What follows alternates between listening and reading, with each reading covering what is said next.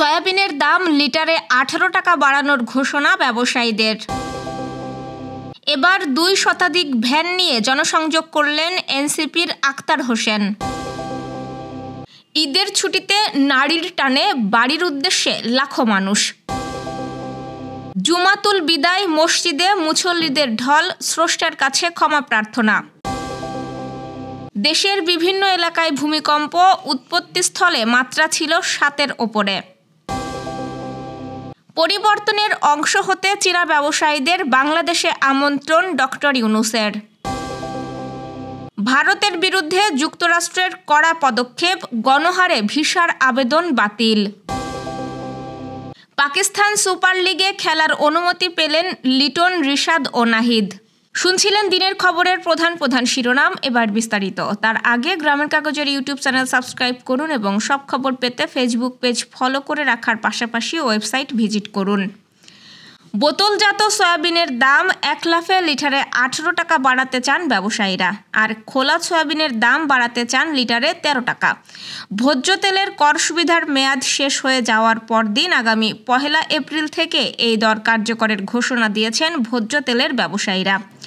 ভোজ্য তেল পরিশোধনের কারখানাগুলোর সংগঠন Bangladesh vegetable oils refiners and Vanaspati manufacturers association গতকাল বৃহস্পতিবার তাদের এই সিদ্ধান্তের কথা সরকারকে জানিয়েছে বলে প্রথম আলো এক প্রতিবেদনে জানিয়েছে। দাম বাড়ানোর এই সিদ্ধান্তের কথা এদিন সংগঠনটি বাণিজ্য মন্ত্রণালয় ও বাংলাদেশ ট্রেড অ্যান্ড ট্যারিফ কমিশনকে লিখিতভাবে জানিয়েছে। রোজার আগে দাম সহনীয় রাখতে সরকার ভোজ্য তেলের শুল্ক করে যে রেয়াতি সুবিধা দিয়েছিল তার মেয়াদ 31 মার্চ শেষ হচ্ছে। সেই হিসাবে শুল্ক কর অব্যাহতির সুযোগ আর 4 দিন পাচ্ছেন ব্যবসায়ীরা। সরকার এখনও এই অব্যাহতির সুবিধা বাড়াবে কিনা সেই ঘোষণা দেয়নি। তার আগেই দাম বাড়ানোর ঘোষণা দিয়েছেন ভোজ্য তেল পরিশোধ কারখানার মালিকেরা। রংপুরের পীরগাছা এবং কাউনিয়া উপজেলার বিভিন্ন স্থানে জনসংযোগ করেছেন জাতীয় নাগরিক পার্টির সদস্য সচিব আক্তার হোসেন। এ সময় তার এই জনসংযোগে যোগ দেয় 2 শতাধিক ব্যাটারি চালিত ভ্যান। বৃহস্পতিবার দুপুরে রংপুরের মহিগঞ্জ গ্লাস ফ্যাক্টরি মাঠে জনসংযোগে অংশ নেন আক্তার। এ সময় তার সঙ্গে থাকা নেতাকর্মীরা বিভিন্ন স্লোগান দেন। স্থানীয়রা জানায়, জাতীয় নাগরিক পার্টির সদস্য নির্বাচিত হওয়ার পর প্রথমবারের মতো রংপুরে যান আক্তার হোসেন। পরে তিনি জনসংযোগ শুরু করেন নগরের সাতমাথা থেকে। পরে সন্ধ্যায় কাউনিয়া উপজেলার টেপা মধুপুর বাজারের কারবালা মাঠে আয়োজিত ইফতার ও দোয়া মাহফিলে যোগ দেন আক্তার হোসেন। আক্তার হোসেন বলেন, আগামী জাতীয় সংসদ নির্বাচনে এনসিপি প্রস্তুতি নিচ্ছে। সেই নির্বাচন সহ গণপরিষদ নির্বাচনে আমরা প্রতিদ্বন্দ্বিতা করার মতো সক্ষম হয়ে উঠব। শুরু হয়েছে ঈদের ছুটি। আজ শুক্রবার ভোর থেকেই স্বজনদের সঙ্গে ঈদ উদযাপন করতে লাখো মানুষ বাড়ির পথে। প্রিয় স্বজনদের সাথে উৎসব উদযাপনে কর্মস্থল ছাড়াই সারা দেশে বিভিন্ন সড়কে যানবাহনের চাপ, কোথাও কোথাও আছে যানজট। টার্মিনালগুলোর সামনে রয়েছে গাড়ির সারি, কাউন্টারগুলোতে কাঙ্ক্ষিত গাড়ির জন্য অপেক্ষায় থাকছেন যাত্রীরা বলছেন, গরম, ভিড় আর যানজট উপেক্ষা করে নিজেদের স্বজনদের কাছে ঈদ উদযাপন করতে যাওয়ায় আনন্দিত তারা। বাড়তি ভাড়া নেওয়ার এখন তেমন কোনো অভিযোগ নেই। এদিকে স্টেশনেও রয়েছে যাত্রীদের চাপ। ভিড় থাকলেও ট্রেনের সূচি ঠিক থাকায় স্বস্তির কথা জানিয়েছেন যাত্রীরা। সারা দেশে পালিত হয়েছে পবিত্র জুমাতুল বিদা। মাহাত্ম্য ও তাৎপর্যপূর্ণ এই দিনে জুমার নামাজের পর বিভিন্ন মসজিদে দেশজাতি এবং মুসলিম উম্মার ঐক্য ও শান্তি কামনা করে বিশেষ দোয়া মোনাজাত করেন মুসল্লিরা। আজকের দিনের মাধ্যমে কার্যত বিদায় জানানো হয়েছে পবিত্র মাহে রমজানকে। নামাজ পূর্ব বয়ানে বিভিন্ন স্থানে খতিব পবিত্র মাহে রমজান, শবে কদর, জুমাতুল বিদার তাৎপর্য নিয়ে আলোচনা করেন। জাকাত ও ফিতরা আদায়ে প্রয়োজনীয়তার ব্যাপারে মুসলমানদের গুরুত্বপূর্ণ দিক নির্দেশনা দিয়েছেন অনেকে।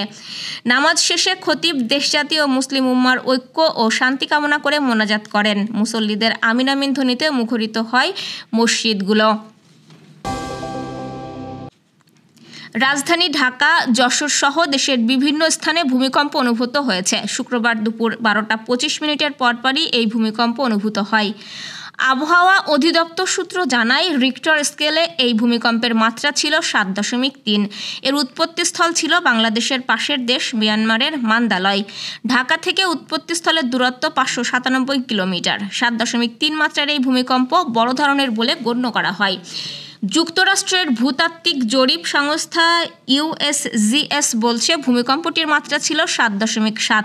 এর উৎপত্তিস্থল মিয়ানমারের সাগাইং থেকে 16 কিলোমিটার উত্তর উত্তর পশ্চিমে। ভূমিকম্পটির উৎপত্তি 10 কিলোমিটার গভীরে।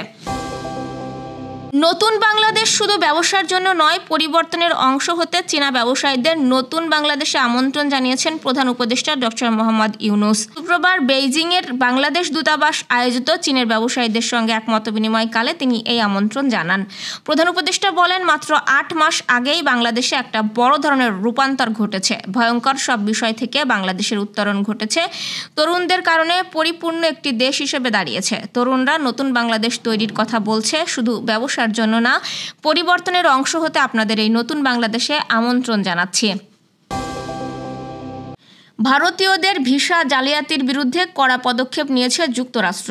দেশটির প্রায় 2000 ভিসার আবেদন করেছে ভারতে অবস্থিত মার্কিন দূতাবাস। শুক্রবার ভারতীয় সংবাদ মাধ্যম আনন্দবাজারের এক প্রতিবেদনে এ তথ্য জানানো হয়েছে। প্রতিবেদনে বলা হয়েছে, স্বয়ংচালিত রোবট বা বটের মাধ্যমে ভারতীয়দের মার্কিন ভিসার আবেদনের অভিযোগ উঠেছে। এমন অভিযোগের ভিত্তিতে প্রায় 2000 ভারতীয়র ভিসা আবেদন বাতিল করা হয়েছে। মার্কিন দূতাবাসের দাবি, এমন অ্যাকাউন্টস সময়সূচি লঙ্ঘন করেছে, ফলে সেগুলো সাময়িক বন্ধ করে দেওয়া হয়েছে। আসন্ন পাকিস্তান সুপার লিগ PSL এ দল পেয়েছেন লিটন দাস, নাহিদ রানা ও রিশাদ হোসেন। এই 3 ক্রিকেটারকেই PSL এ খেলার অনাপত্তিপত্র দিয়েছে বাংলাদেশ ক্রিকেট বোর্ড। লিটন ও রিশাদ পুরো অবসরের জন্যই NOC পেয়েছেন, তবে আসরের মাঝপথে দলের সঙ্গে যোগ দেবেন নাহিদ। আগামী 11 এপ্রিল শুরু হবে PSL এর 10ম আসর। এর 4 দিন পর 2 ম্যাচের টেস্ট সিরিজ খেলতে বাংলাদেশে আসবে জিম্বাবুয়ে। আর এই সিরিজে একটি টেস্ট খেলে তারপর PSL এ যাবেন নাহিদ। তাই পুরো সময়ের জন্য তিনি NOC পাচ্ছেন না। অবসরে নিজেদের প্রথম 5 ম্যাচ মিস করতে পারেন পেশোয়ার জালমির হয়ে খেলতে যাওয়া নাহিদ। তবে জিম্বাবুয়ে সিরিজে বিশ্রাম পাচ্ছেন করাচি কিংসে খেলা লিটন। তাই PSL এর শুরু থেকেই খেলতে কোনো বাধা নেই এই উইকেট কিপার ব্যাটারের। তাই এই লেগিও PSL এর শুরু থেকেই খেলতে পারবেন। PSL এর প্লেয়ার্স ড্রাফটে সিলভার ক্যাটাগরি থেকে দল পেয়েছে রিশাদ হোসেন। এই লেগ স্পিনারকে দলে ভিড়িয়েছে লাহোর ক্যালেন্ডার্স। এই ছিল দুপুরের আয়োজন। এতক্ষণ সাথে থাকার জন্য ধন্যবাদ।